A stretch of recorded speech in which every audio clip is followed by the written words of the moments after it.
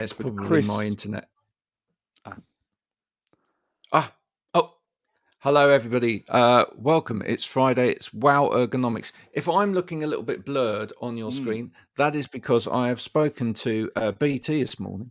Hello, BT. And other internet providers are available.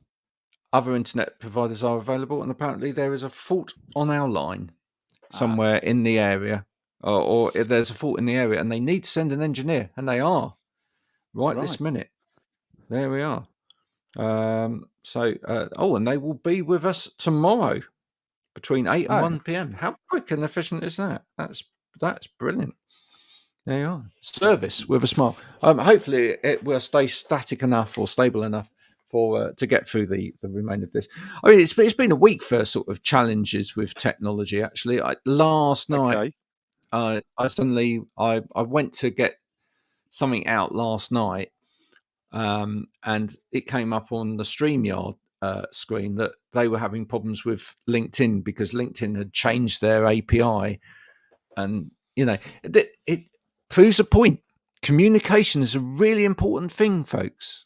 It's really important to communicate with all of your stakeholders so that they can be warned in advance and not have to suddenly go, this doesn't work anymore. But there you go. Lessons learned in the great world of business. How's your week been? IT issue free, you'll be pleased to learn.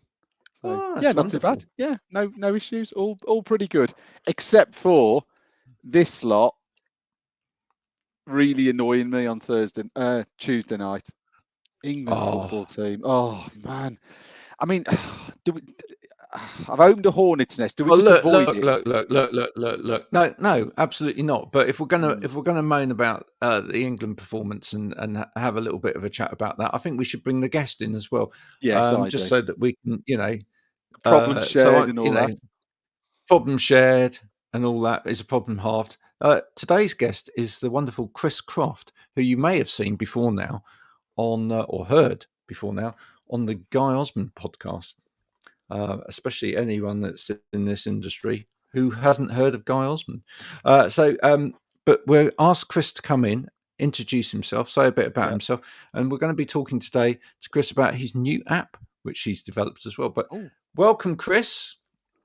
Hello, Chris. Thank you for having me. It's good to be here. I don't want to talk about England football either, really. I mean, look at it. He's got his head in his hands already. We're only 3 minutes in the show. Well, it's just fascinating.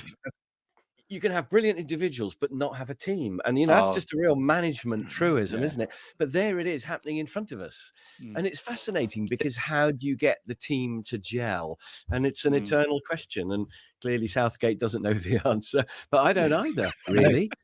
I thought it was quite interesting that in one of the press conferences, he actually talked about that and said, well, we've had a problem in midfield for ages now and we've still got this problem and we're trying to sort this problem. And it's like, don't tell people that, I mean, we know that, but at least fake it till you make it, especially when you're a football manager talking to the press. Otherwise, everyone's going to have a field. I seem to remember in the sort of heyday of Rooney, I seem to remember a stat that the England team did better without him than with him, even though he was brilliant, because he pulled the whole rest of the team out of shape.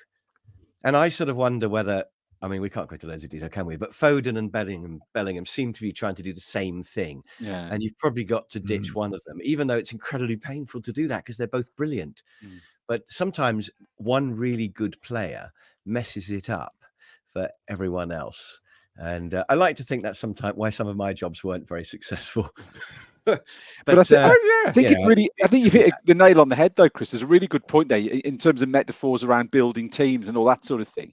And we won't go too much into it, for those who aren't sort of tactically into football. But England have a problem in one position in particular, which is a left back.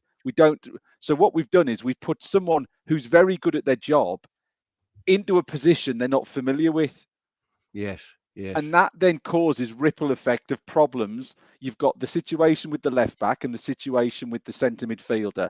So perfectly good, highly skilled individuals put in to do the wrong job in a team causes the team to then break down. I mean, as I say, not just on a football level, but on a team level, we've probably all worked in businesses or teams where highly skilled people have been brought in, but they're the wrong person. Yeah, the super salesman or the, or whatever it might be, or the really tough director who just upsets everybody in a nice, friendly company. Or it doesn't take much to upset a team, actually. No. Anyway, we mustn't get into that too much. No. Anyway, let's bring in our next guest as well. To tell us something about that. So, no, Gary Neville.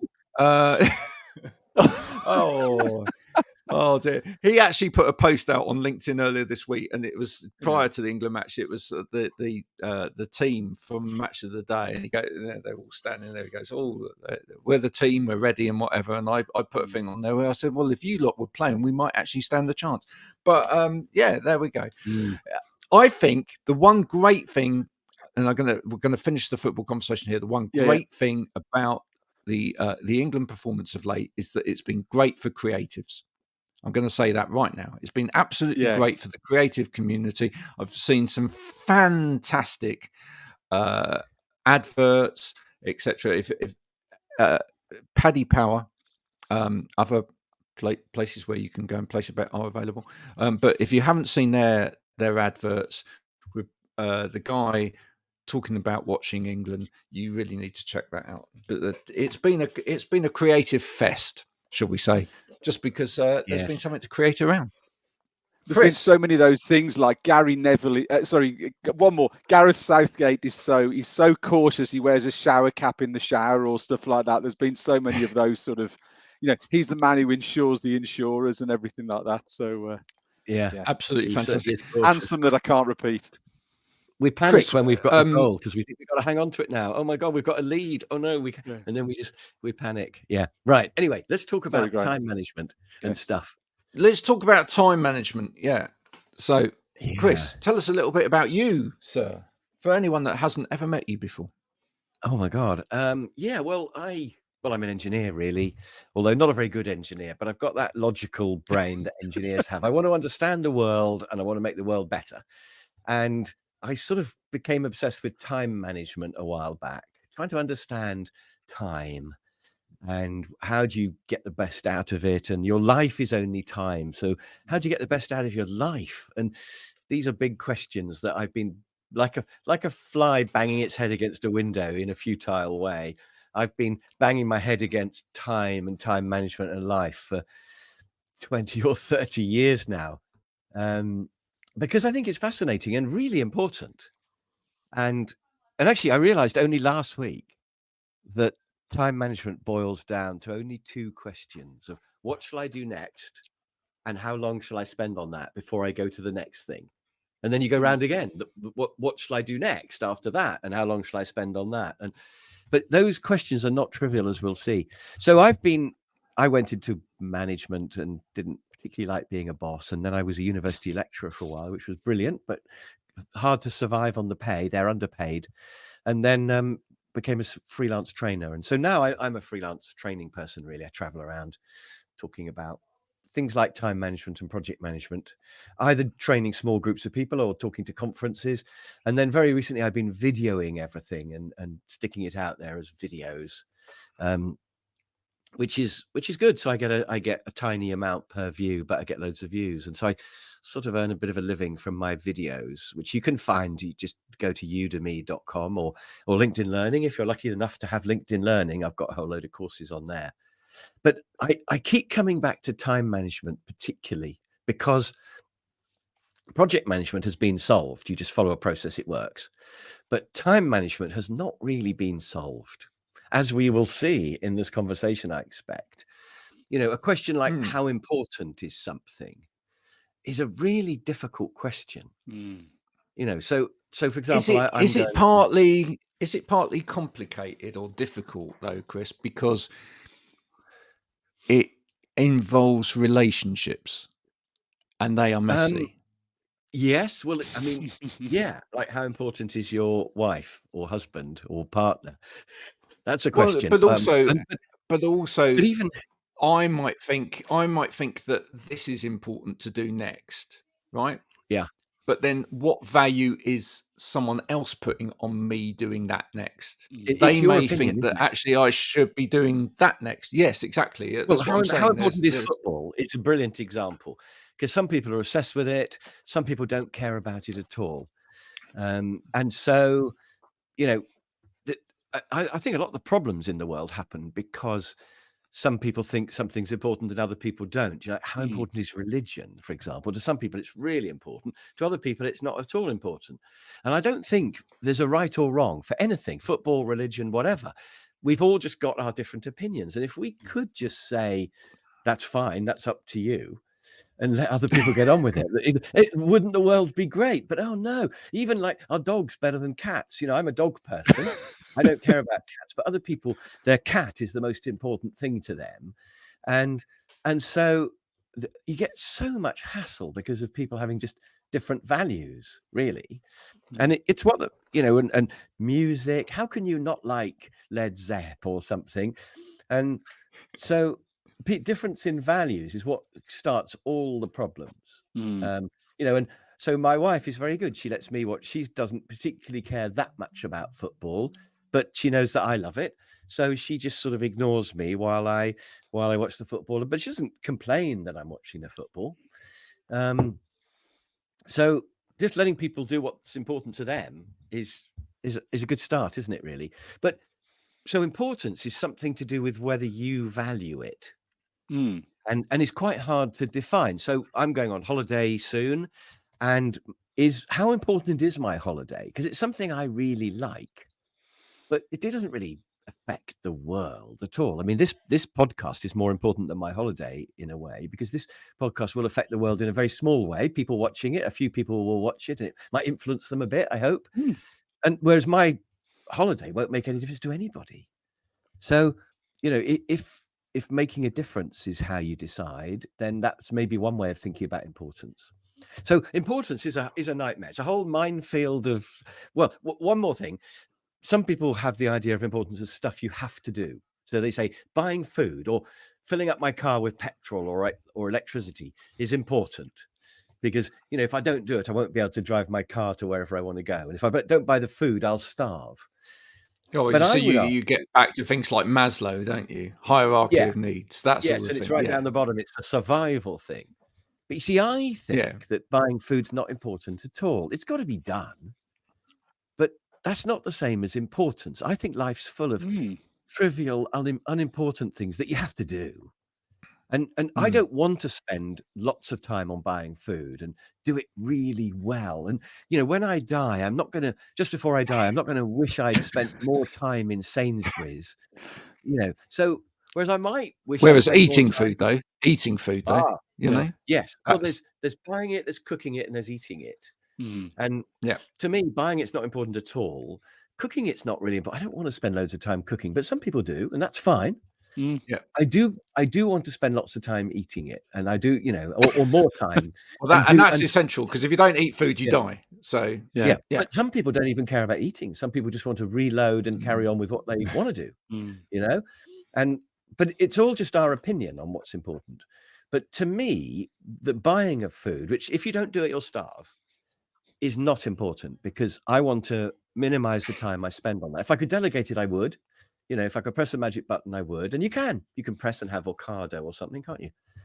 And so I think just because you have to do something doesn't mean it's important. Life's for, housework. You probably have to do some housework at some point, to do a bit of hoovering. But to me, the game is to minimize the time I spend on housework. And that means to me, it's not important. It might be urgent. My mum might be coming round in an hour and I've got to quickly, get rid of all the mess. But that makes it urgent. But it's still not important. I still want to do it in the minimum time. So I think importance is how long you want to spend on it, whether it adds value, whether it's something that you feel your life's really about. Whereas urgency is just, are you in a hurry to do it? And time management. Just think of another thing. That's just made me think of another thing there, Chris, which is whenever I've ruminated through problem solving or creating something to solve a problem, and I've been involved in creating apps and solutions in the past and whatever as well. You get to a point, where you go, well, it would be obvious that we've already got the technology there to completely streamline this as a process for somebody, right? So you take the online buying of food as an example. They know, these supermarkets, they know what you buy on a regular basis, right? Yeah. So actually, the fact that you have to go in every week and build up your order almost after a while seems superfluous, because they know what you want to buy every week. So they could actually just go, here's what we're suggesting you buy this week. And then, Ocado, you just go, you log into Ocado and it's got your last order on there.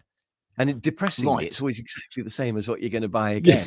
But it's great because you just tick all, and maybe you take one thing out because you've still got some left of that, and you just go buy it. Is there not a point in there, though, where they want you to still look? Do they not try and throw in other things that they suggest that you want to buy as well? I don't know. They ought to. A bit like at Amazon, where it says, people who bought this also bought that. Yeah. Or they accidentally do. Because I'm just saying, there's also there's this other bit that comes into this all the time for me, which is commercial concern, which is that actually we can't completely take out discovery and choice and stuff like that, because those are the things that make people spend more money. They're the things that make people spend stuff that they weren't going to spend. But if you've got a supermarket that tempts me with lots of new stuff, but Steven's got a supermarket where I can just with one click have everythting I know and I like, I'm probably going to go to Steven's. I might go to yours every now and then just to have a look, but mostly he's going to win, isn't he?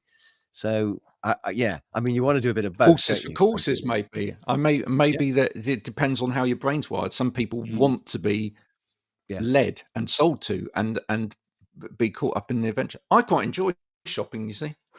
Yeah, well, when I go to the supermarket, I know what I want and I know where it is, but I do go past some other things on the way, and occasionally something might catch my eye.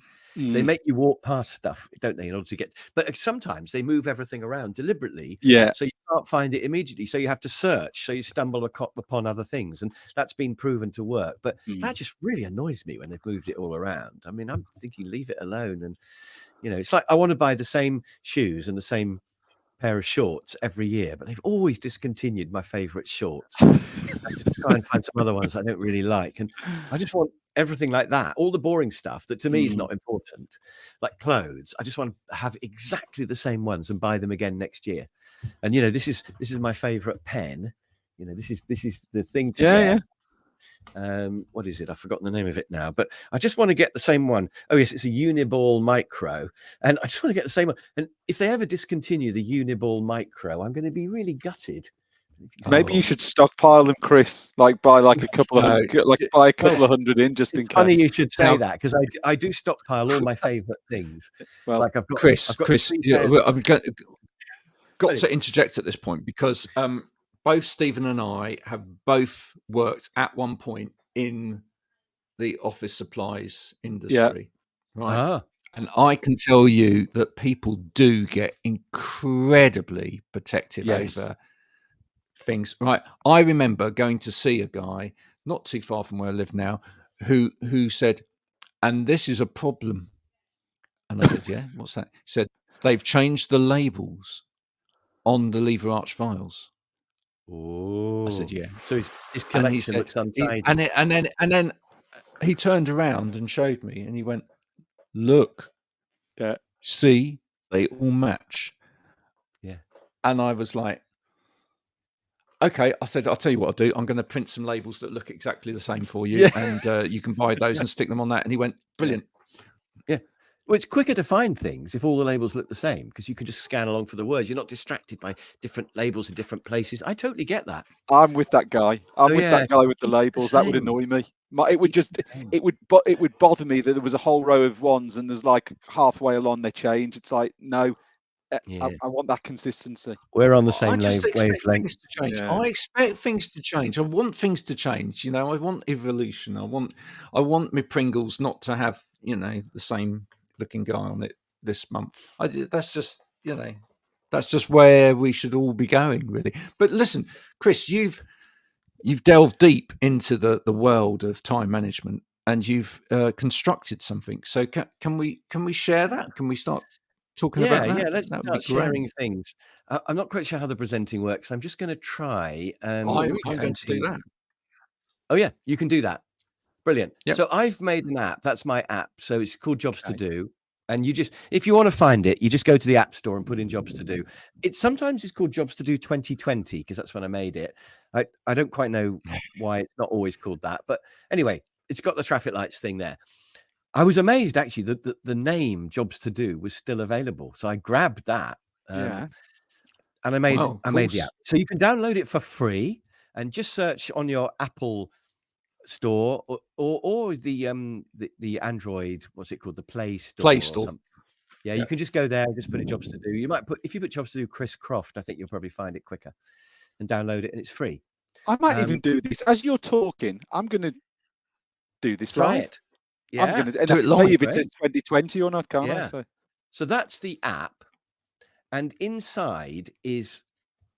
I just took a few screenshots. Now, this is actually my real list. It's a bit embarrassing, really, because I got some quite pathetic things on my list.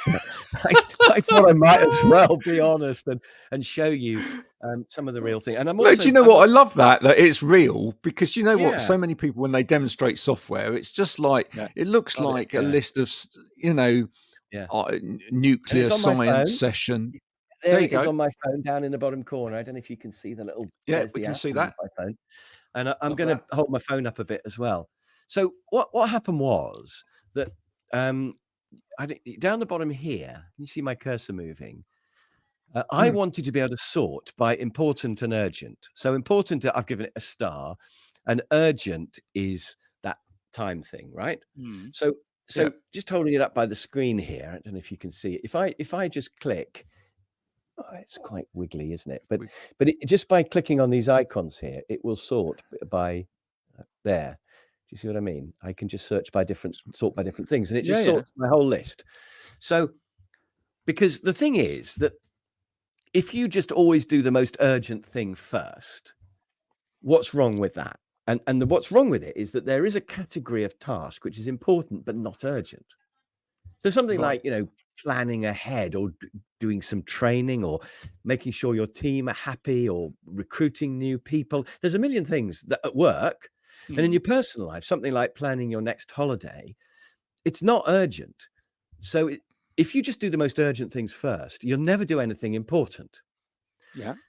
But if you just do important things, you'll get bitten on the bum by something that's urgent. So the game in time management is to sort of alternate. So every day you should get rid of all the urgent stuff, of course, but also try to fit in something important. So with my app, you can just have a look at what the most urgent things are by clicking on the little clock, and you can see my most urgent thing appears to be visit Judy and Nick. Why's that changed? It's just changed. Oh no. Yeah, here we go. Yeah. So my most urgent thing is visiting Judy and Nick, right?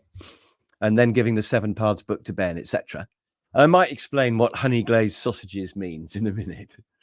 But if I click on important, haven't they? If I get a click on important, I'll get a totally different list of things. Right. Yep. So that's the first thing that the app, and I looked everywhere for apps. Like there's loads of apps like Don't Forget the Milk and Todoist and Toodle Do and all these apps. All they are is one list.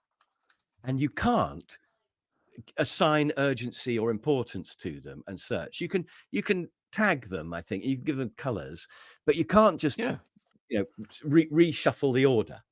Right. And even Trello is great for a list of things, but you can't click on something and sort them. So that was all I wanted, really. I just wanted to be able to search. And the other thing I realized is that when I search by, let's say, importance, or no, let's say urgency, which we've got here. What if I think, but actually the honey glazed sausages are more urgent than visiting Judy and Nick? What do I do? Now I could click on honey glazed sausages and go into this, and I could move the urgency slider up. So rewinding, by the way, sometimes you haven't got time to do any of that. You just want to add a task. So you can just click plus, put in the name of a task or dictate the name, just say it in there and the words will come up, and then just press enter. And then it just puts all the sliders in the middle. And later you can come back if you want and fiddle around with the sliders and say, well, I think this one's, not very urgent and very important. I'll come to the other two sliders in a minute, right? So you can always just do the sliders later.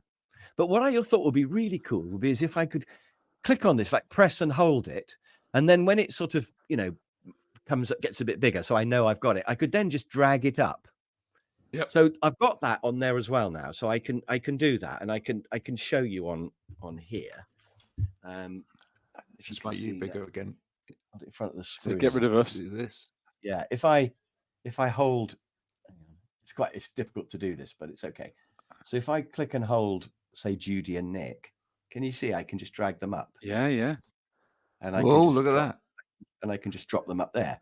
And what that's done is, because you can see their little clock is highlighted, so I'm on urgent. What it's done is it's just moved the urgent slider across a bit. And you can actually see the urgent slider is now quite a long way across, compared to if you go back to the shared screen again now, it wasn't as far. Yep. So what happens, if you move things up by just dragging them, it moves the sliders in the background. Which is really nice, because you can either put the slider roughly where you think, or you can just drag things in order. So that's easy. And by the way, what tends to happen when people have priorities, they give everything sort of like 5, 6, or 7, and then they put things at 8, and then they think, oh no, this one's not more important. That's a 9, and then you get a load of things on 9. So then you end up sort of putting in 9.5 and 9 3/4, and everything on your list is somewhere between 9 and 10. So when we were designing this, we just did it in relative terms. So when you move one up, it moves the others below it down a bit, So you never end up with all the sliders rammed up the end. It just moves it moves your slider up, and it moves everybody else's down slightly. Do you see what I mean? Yep. So it had importance and urgency, and it was great, and I liked that. But what I found was, when I was doing my tasks, I tended to do the most fun ones first. I mean, you probably do this. And then I'm not sure whether what are we allowed to use any words we like on this podcast, or are we being politically correct? Well, not sweary words, but yeah. Okay. So what I found was that gradually, because I was doing all the most fun tasks first, my list gradually turned to poo. And it just became a list. Fine word. Yep. That's okay. It just became a list of things I didn't want to do. Because I'd done all the fun ones, and I'd start thinking, I don't like the look of this list anymore. There's nothing good on there anymore. Yeah. So I decided to add fun, and I thought we needed another slider for fun. Because some days you're a bit tired and you just want to do a fun job. So you just click on it's actually the love heart thing there. And you just get things in order of fun. And I thought, some days you're a bit tired, you just want to do something fun. But other days you might think, right, I'm going to do the most horrible job on my list and just get it done. So I'll just scroll down to the bottom of the list and see what it is. And by the way, if I actually do that for real, I'll just do that. So I just go to fun and just go right down to the bottom, and I'm just scrolling down. I've got loads and loads of things. My most unfun is to back up all my important videos. I make these important videos, and I want to go through and make a backup of all of them. And the second least fun is repairing a keyboard that I've got that's broken. And then the third least fun is clearing out my shed. So I could think, right, I've got a bit of time today. I've got some energy. I'm gonna go down to the depths and have a look, and I'm gonna clear out my shed and get it done.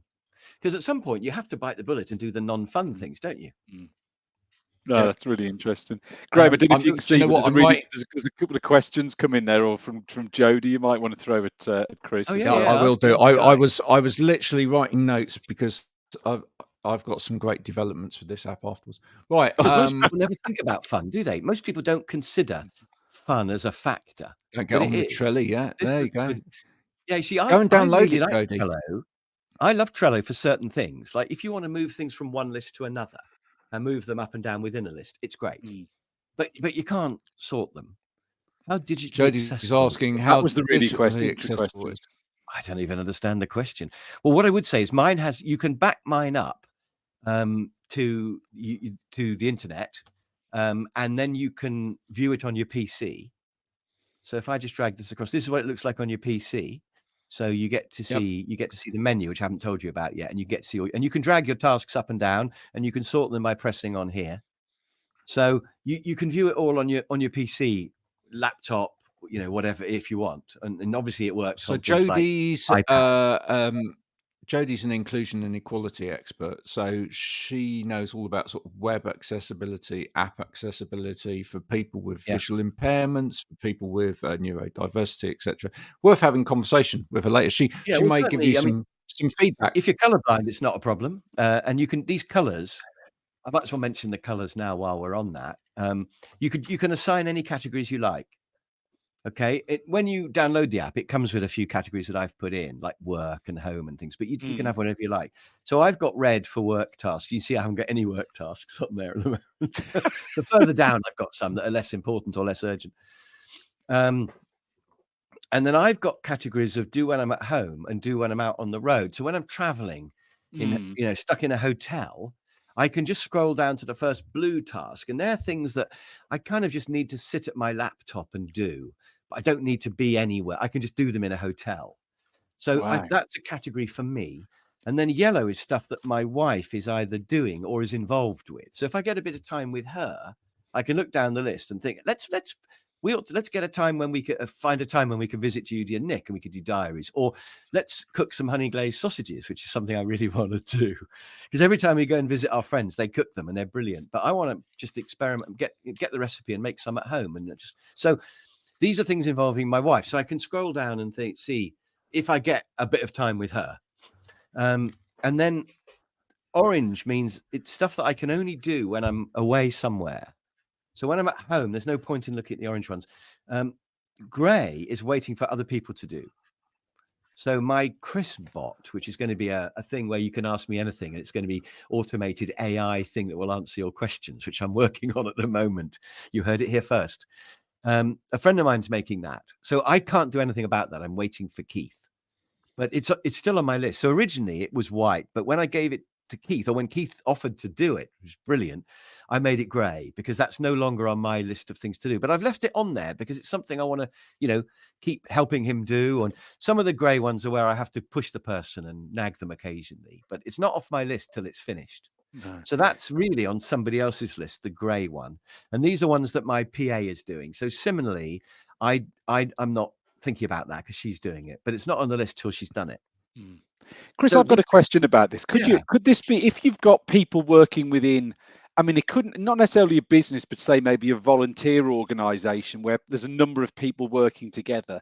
Is there a way of sort of using it as a across a forum of people? Is it very personal, or is that maybe something for the future where a lot of people can dive into it? There are quite a lot of task sharing apps already out there. Things like Monday and Basecamp and Asana and things, where you assign names and you just shove tasks to somebody, and when they've finished, they then put the next person's name on. So if there's a like a workflow process, when you've done it, you just put the next person's name on it and it appears on their list. And you could, this doesn't have that, because this has a whole load of other things instead. Yeah, sure. But if you're a manager and you've delegated stuff to somebody, you could have these categories for people's names. Yes. Although there's only 8. So when you give it, you could argue Claire works for me for half a day a week. And so she's got her own color. So, but it's really a personal thing, but you could, because you could all share it on, if you could all have the same login and the same list on your computer. That's what I was thinking. As I say, it wouldn't necessarily have to be individuals. It could be used as within a group of people using the same login, but almost as a common sort of to-do list that they need to action between them. You could. I think there are probably better things out there for that, to be honest, which are designed specially. Like Slack, I think also has that ability to move stuff around between people. I quite like Slack. It's worth a look. But you could. Yeah, so that's what I use all the time. Yeah. No, I really like Jodie Greer's question. Jodie's put another one up there, and I know you mentioned color blindness and colors, Chris, but I say, someone who is colorblind who really struggles with red, greens, and browns, but Jodie then built on that and was talking about text and text colors. That's a really interesting one that could well be something for in the future, whether there's the ability to do it now or the ability to change it going forward. Yeah, I mean, I think because you can choose the colors, you can't choose the text. So we just decided that black on white was more readable, and white on blue. We just made it the most readable. But you're right. And you could, for inclusion, it's about contrast. So it's there's a you agreed contrast ratio. But you can. The thing about this is, I mean, I definitely wouldn't want to have, say, red on green, because that would be a horrible contrast if you were colorblind. I think they're pretty good, but you can choose which ones you want to have. So you can, these categories are completely customizable. So you can have any name. Those are just the ones I chose. So yellow has a meaning for me, but you could use yellow for anything, you wanted. And if you, for some reason, for whatever, you find this a difficult color to use, you just don't have to use that one. You could use everything just as black and white. So it is customizable, but you can't change the text relative to the color. But that could be something to do in the future. It's probably quite easy to do. Yeah. So that's what I think it's a great app. Brilliant. Yeah. Really like it. Great app. But there's a few other things about it that I think are really, really cool, actually.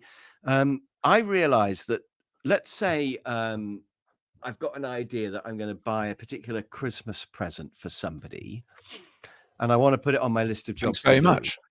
I wasn't going to name names, but Graham, it could be. And so, but large. But the thing is, I might decide I'm not going to do that till December. Or actually, a better example of a job to do. What if I want to cancel my. Well, in fact, it happened this morning. I've paid a bit to be on a dog sitting service where I can find people to look after my dog when I'm on holiday, right? But I've actually found several dog sitters, and it just came up this morning. You've paid 40 quid to Dog Sitters World, or whatever it's called. And I was thinking, I suppose I'll have one more year of that. But really, I want to cancel that app next May before I pay another 40 quid, right?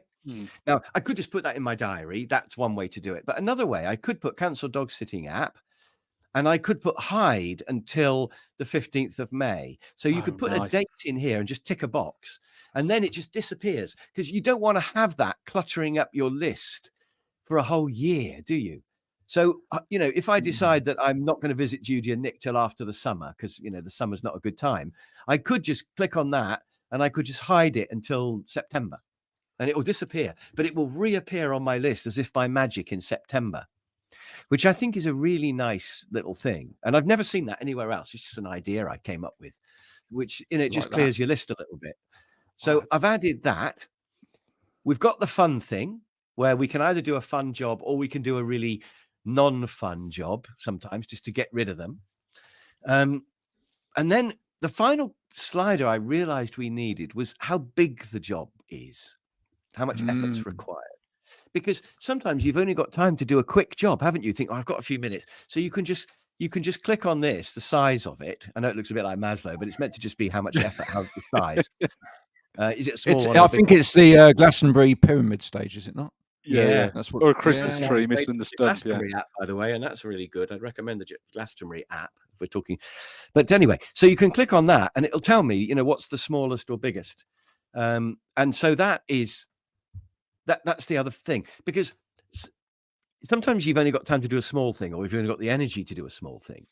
But other times you think, I've got a big chunk of time today. What's big that I can get rid of off my list?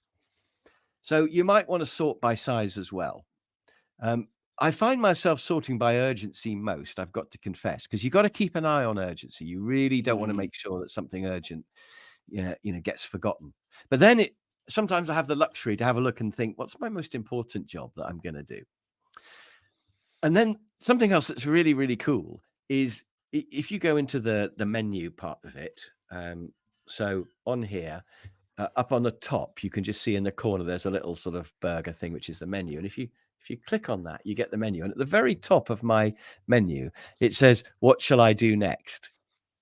In fact, what should I do next, it says. And if you click on what should I do next, it comes out with a list. But it's based on all four of those factors. Okay. So there's a formula we've made. So if something's really urgent, really important, not much effort and not very big, then just do it. Just get it done. So it does a combination. And we spent ages fiddling with the formula. And can't remember what the formula is. I tell people it's a secret, but it's like it's something like importance times urgency squared divided by effort and fun squared, I think. And we what we did, we put a list of about 10 things in, like go to pub, visit dad, and I can't remember, buy Christmas presents or whatever. We put all these things in, and some were urgent and some weren't, some were important, and we fiddled it. And because initially go to pub came top, and we thought that shouldn't be top, really, should it? and we thought, well, what if we, because going to the pub I think was minimal effort and really fun, but not very important. So we thought, well, let's put importance squared and see what that does. And we fiddled and fiddled until it made what we thought was a good list. Yeah. But it is fascinating to put your own data in and then say to the app, what should I do first? Yeah. And actually, I'm going to show you what it's telling me to do first. So when I do this and I say, what should I do first? Top of my list is arrange to visit Judy and no, it's actually it's visit Judy and Nick. And if I click on them just to see why, can you see it's because going to see them is important because I really like them. And it's also quite urgent because I haven't seen them for ages. And I sort of feel if I don't see them soon, it'll start to get a bit weird because we've sort of lost contact a bit. But then the third one, you can see it's very low on effort. It's one phone call, really, just to say, when are you free? And also going to see them will be really fun. So it's a kind of a no-brainer to arrange that. Now, giving my 7 Paths book to Ben, so I've written this book on careers and I think he needs it. So I'm going to give him a copy of my book. I won't say which Ben it is, although I only really know one Ben. So it's a bit of a. And if you want to know more about this book, you should listen to the Guy Osmond podcast. So you can see that's actually very similar. I think it's quite important. It's pretty urgent. It's no effort and it's quite a fun thing to do. So you can see there's a pattern. But if I go to the third one, which is making my Chris bot, you can see that making a Chris bot, it's actually not that important. It's a bit more urgent, but it's really fun. So it's the fun thing that I think has probably lifted that one. And also the fact that it's low effort, maybe. I'm just going to go to the fourth one, which was to explore the recipe for honey glazed sausages. You can see it's not important. It's not at all urgent. It requires not much effort, but it's the most fun thing on my list. Yeah. So it does seem to be prioritizing fun a bit. But the fourth one, which is the fourth one here is, you won't have got this, you guys, because you're still young, but I've got a bit older and I've got to the point now where I'm not very flexible anymore, and I need to do some yoga flexibility type exercises. I've got to the point now where lying on my back on the floor is not very comfortable because my back's slightly curved and my head doesn't reach the floor. If I have a little cushion, I'm fine. But if I don't have a cushion, it's really uncomfortable. And sometimes, like if you're at Glastonbury or something, there isn't a cushion. And so I've got to the point where I really do need to do some exercises. So I put that on my list of jobs that I need to do sometime. And you can see it's not very fun. And it's also a lot of effort. But it is important. But I think it's really, really important. And I'm quite pleased to see that on my sort of list of things, doing the exercises, it does come in number 5 underneath the honey glazed sausages. So, it's interesting that it has picked that, even though it's not. And I'm just seeing if there's anything else that's not fun. It's mostly prioritizing fun, but not only. It's sneaking in some other less fun things, which is quite good. I had no idea this conversation would include honey glazed sausages today, Graham. Before we started, and going to the pub and yes. So something else that I've realized since I've been using this app, apart from, just to finish that last thing, what you can do is you can say, I promise I will do whatever Chris tells me. And then you can press the magic button and see what's top. And whatever's top, just bloody do it. Because, rather than, actually, I can't be bothered with that one today, because if it's important and urgent, you really should do it. So, trust me and do what's top. It's quite interesting to see whether. Well, listen. And then, why aren't you doing it? If something's important and urgent and fun and you haven't done it, you can then ask yourself, well, why haven't I done those flexibility exercises? Because I know they're important or whatever. And you learn about yourself by using this app because those sliders go right into your brain, And something I've Well, I found was is going to really ask you about that. yeah. I was going to ask you about that, Chris, because there's one of the notes that I've written down in terms of, things for the future for this app. Given that your books that you've written as well about being happy and what happy is about and all of those sort of things, I think it would be a really good thing if there was a button on there somewhere where at the end of the day you gauged whether it was a happy day or not for you, right? And then over a period of time, what it did was look at the weighting of different parts of your day, given the granulation of your day into different types of tasks, right? And go, actually, for you, your day looks happiest when your day looks like this. Well, funnily enough, I have been thinking about exactly that. I think it will be a separate app. There you go. But I think at the end of the day, if it said, how much time did you spend with friends today? Did you do any exercise today? Did you how much work did you do today? Did you stay on late working? And it would ask you maybe 4 or 5 things, and then you'd put in how happy as well, and it would find a correlation then, and it would say, the days when you're happiest are when you've done exercise and work doesn't seem to make any difference to you or whatever. And I think that would really be interesting. And there is a tie-in, but I don't want to make this app any more complicated, because I think there's 2 problems with jobs to do apps. And one of them is if they take time to use. It's like too much time to put a job in. And that's why you don't have to put the sliders anywhere. You can just add a job and just click done, and it'll add it. Later, you can put a due date. You can put a category. You can put urgency, importance, effort, and fun, but you don't have to. So the white ones are ones where I haven't even given it a category. So giving the 7 Piles book to Ben, I don't know what category that is. Don't really care. At some point, if I'm bored and I'm sitting around somewhere, I might go through the white ones and just give them a category. So I don't quite know, but so things like the exercises, that's probably that. I probably ought to get my wife to encourage me to do that. So I probably ought to go into just click on that and select a category. It gives you a pull down list.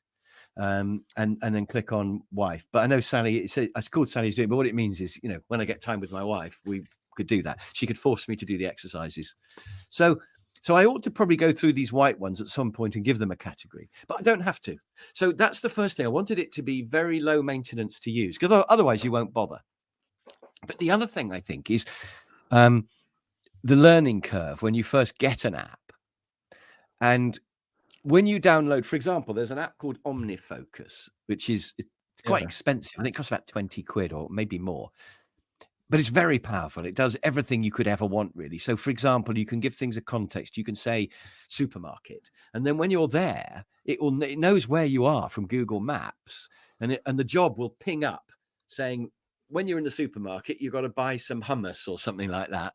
And it has a location function, which is really clever, which mine doesn't have.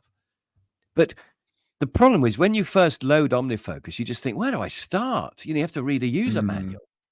And or any app where it's not immediately clear how it works, for me, is no good. I can't be bothered. You're absolutely right. I mean, it's what you call adoption process. But if an app's got poor adoption because it's complex, then it's difficult to get into. It's better sometimes that things are missing, and then actually from an app development point of view, in terms of prioritizing what you then put into it next, it's good to have a very simple app that really works for people out there, and then just listen to the crowd. And I've tried big lot, I'd love to add multiple people, and I would love to add a happiness bit, but I think it might make it harder to use. Because I think when you first get it, you get this with a list of tasks that I've just made up a few tasks to get you started. And plus is clearly to add a task, I think. And then when you add a task, you get this page and you just put it in there. And you can just tick at that point and it just takes it. Or you can move the sliders and do some things. But and so it's just more or less there. And then if you click on this to experiment, you get, edit categories, which is fairly obvious, I think. Funny enough, the one thing that people don't find obvious when they use it, and I have had the occasional person say, how do I do it, is how to delete a task. And the answer is you just swipe it to the right Possibly I should swipe it to the left, because that's what people do on Tinder, I think. I'm not quite sure. Never used it, honest.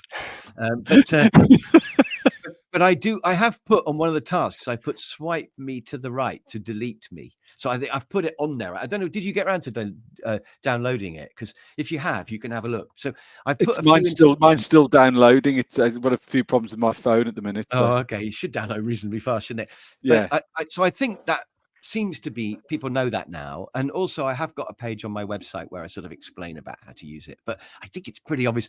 But people may not know you can press until it sort of clicks, and then you can drag it up and down, which is a really cool function. And I love that. And they may not know that. A few other things I think sorry, we're going to have to kind of draw it to a close because of time. But it's been brilliant seeing this. And where can people? You say the website. So if people want to learn more, we'll just go to the App Store and download it. Yeah. If you go to my website, which is chriscroft.com, and you just put in jobs to do, I better just check that is what I'm telling you is true, but I'm pretty sure it is. You can there's some instructions you can go to, and it'll tell you all about it. But it's easy, just what I like the look of here is it's a bit like you can just get and just have a go, isn't it? And almost sort of self-learn. It's it's not rocket science. It's actually really interesting to find it yourself and try this and try that. I would back it up occasionally. I just want to say, do back it up. So on my website, which is here, there's a thing called Jobs to Do. The app is ready, it's free, and you can just search Jobs to Do and you'll find it. Just download it, put your tasks into it. If you go into the menu, it just says back it up, and you just have to give it an email address. But I don't harvest anything. I can't see your tasks. I can't even see your email address. In fact, you can make up an email address, but that just gives you a unique login. So when you log in again, there's an email address and a password, and you can recover your tasks. So occasionally I get people saying, I've lost everything. I've lost everything. Have you got it? And the answer is no, because I don't keep any of your data. I can't see it. It's just on your phone. So do that. But you can also, if you don't want to even do that, just take a screenshot, so that if you do somehow delete everything, I don't know how you can. It's very hard to delete. At least if you got a screenshot, you could then type your tasks in again. But because I'm really fussy, what I've done is I've backed it up. And then a bit later, I've backed it up with a different email address and password. So I can go to 2 backups. So if I somehow screw up my backup as well, I can go to the other email address and password and then just re-download it. And it's incredibly, it says backup and restore. So when you go restore, you just put in the email and the password and it comes back up again. So, but I would back up, because it's gutting when you've spent ages but gradually building up a list of jobs to do and you lose it all. But screenshotting works fine too. But then when you log into the app on your laptop, and I put how here, it's all here. Put your tasks in, screenshots, back it up. But when you log into the laptop, you just go to here, jobs to do, firebaseapp.com, and then you just put in your email and password, and all your stuff will be there on the screen. So it's there. So it's good. And brilliant. I put, I've even got an FAQ, how to delete a task. That's the number one thing. How do you back up stuff? We want to thank you for coming on today, Chris, and showing you that. And yeah, absolutely. And also there's a large group of you watching today as well. So thank you for watching. I know lots of you keeping quiet in the background there, lurking, just watching. Well, I hope people find it interesting just to look at and try it, paying attention. Oh, absolutely. I'm sure they have.